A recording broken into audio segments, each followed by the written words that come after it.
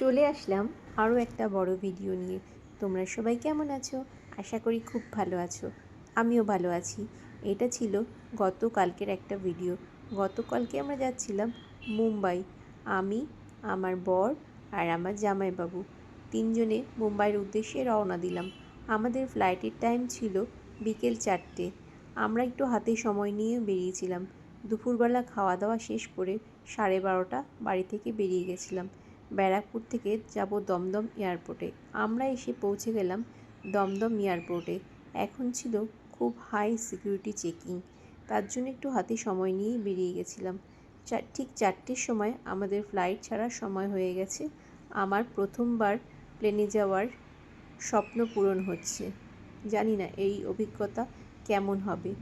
প্রথমে ভেবেছিলাম একটু ভয় ভয় লাগবে, কিন্তু দেখলাম ভয়ের কিচ্ছু নেই। প্লেনটা যখন প্রথম চলতে শুরু করলো, ভীষণ জোরে একটা শব্দ হচ্ছিল। ধীরে ধীরে সেই শব্দটা কমে গেল।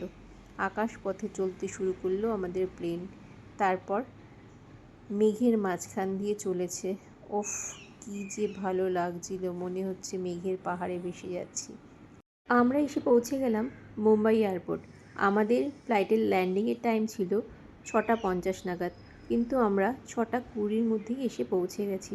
অনেকটা আগে এসে পৌঁছালাম।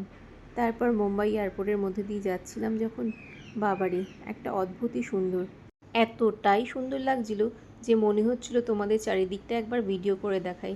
কিন্তু আমাদের লাগেজ আসারও সময় হয়ে গেছে, লাগেজ নিতে হবে, তাই ভিডিওটা পুরো করে দেখাতে পারিনি। তারপরে আবার তোমার দাদাভাই যদি দেখে ভিডিও করছি সব সময়, তাহলে তো নিশ্চয়ই বকা খাবো। কী করব, আমরা তো ভিডিও সব সময় করেই থাকি। তারপরে আমরা উবের বুক করে চলে যাচ্ছিলাম যেখানে আমাদের গেস্ট হাউস বুক করা হয়েছে। মোট কথা, প্রথমবার প্লেনে চড়ার অভিজ্ঞতা আমার দুর্দান্ত ছিল।